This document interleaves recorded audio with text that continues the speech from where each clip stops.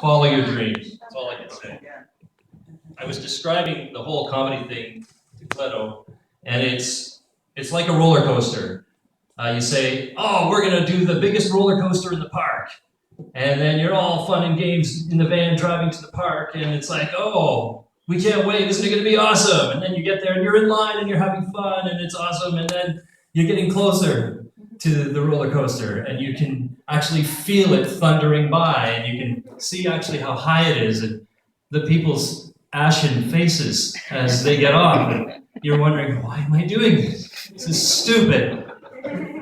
We're all together, right, guys? And you're like, who's going to sit in the front? Oh, you go ahead. You go ahead. You go first. And then you get on the ride, and it's terrible, and you're going up, and all of a sudden you're going down, and you're screaming, and you can't believe it, you're holding on. And then in like 3 minutes, it's over. And you're like, oh, why did I do that? You're like, I can't wait to do that again. That was awesome. That's what doing comedy is like. So if you ever want to try it, that's what you're going to experience. At least that's what I've experienced anyway. So thanks for coming out, guys, and supporting the circuit. Tim has a big vision, and hopefully we can support that and see 18 cities. Holy mackerel. Are they 18 cities in Ontario? My goodness. Yeah, so awesome. Thanks for coming. I personally have a quest, and I want to help people with technology. I want to help people adjust to technology because things are changing so much. And especially an older generation, like I am almost 50 years old, so I've seen all the technology kind of peak, and then now it's at this place where I'm almost losing touch. So, and many of you in this room who are older than I am can understand the fact that I just don't get what you guys are talking about when it comes to all this technology stuff, and you don't understand it. So I have a mission to help people try and understand technology. For example, I have a friend at the coffee shop that I meet with, and his name is Yitzhak. Yitzhak. You don't know anybody named Yitzhak? Well, I do, and he's my friend, and we meet at the coffee shop, and Yitzhak is older, but he really wants to understand technology. He's very open. So Yitzhak got a brand new phone the other day, and I said, Yitzhak, let me see that phone. And he said, look, I just got it the other day. It's so awesome. And I said, wow, that's really cool. Did you know, Yitzhak, that you could download the whole Bible to your phone? And he said, you've got to be kidding me. There's that many pages in the Bible. You're telling me it's going right in here. I said, yeah, you can download a whole Bible right into your phone. He says, give me that. Let me see. So I downloaded it for him. And I said, take that to church. You're going to be amazed. So Monday morning comes. I'm at the coffee shop. I see Yitzhak. I said, Yitzhak, how'd it go? He says, oh, you wouldn't believe it. The pastor got up and he said, open your Bibles or swipe to Joshua. So I swiped. And he was in Joshua, and he says, you wouldn't believe it. It even reads the Bible to me. So he hit a button, and there it goes. It was reading the Bible. And he says, not only that, I have 2 versions. And then he hit the button on the side. And I said, Yitzhak, that's not another version. You just turned up the volume. He said, it's the Amplified.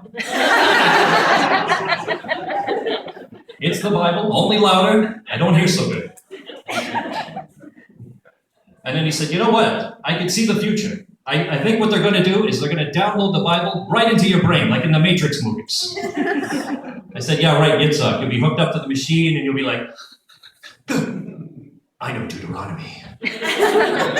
And then the pastor will grab the Bible and go, show me.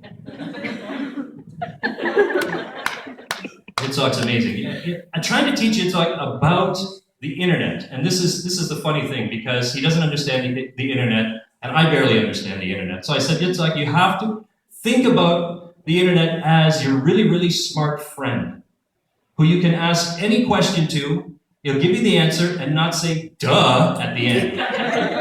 That's what the internet is. So if you ever want to ask a question, go ahead and ask the internet. So I saw him at the coffee shop the next day. I said, Yitzhak, what did you do? Did you try out the internet? He says, you wouldn't believe it. He says, I watched this news story. And I'm watching the news story. And then I forgot to tell him about one thing. Does anybody understand buffering? You know what buffering is? That's when stuff takes time to load into the internet.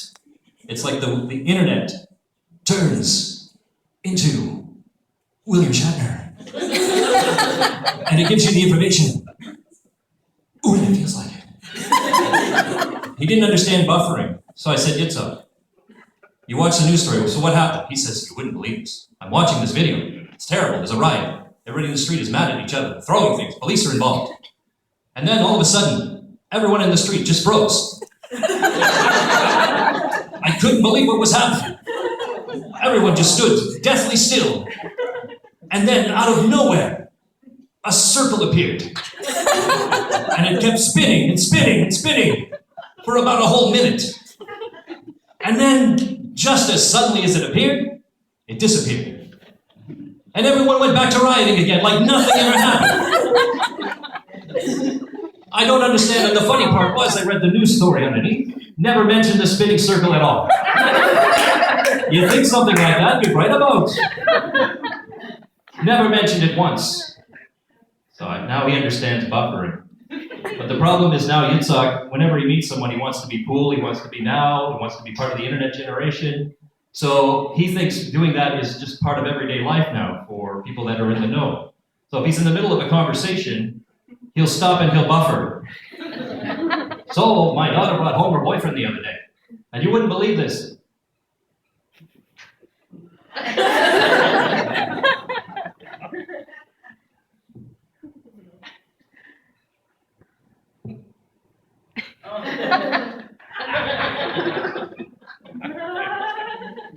Now he understands buffering. I'm so glad I didn't teach him about pop-up ads. Be like, hey, guess what? He'd have thrown out a hip.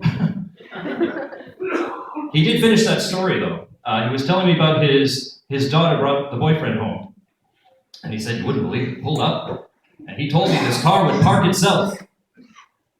Yitzhak, he doesn't understand technology. I said, yes, they have that now. No, I didn't believe it. I said, young man, you're telling me that with a push of a button, this car can flawlessly insert itself in between two vehicles in the middle of a busy street? The guy said, yeah, I just push a button. There it is. Sweetheart, look at Mr. Cosmic Man here.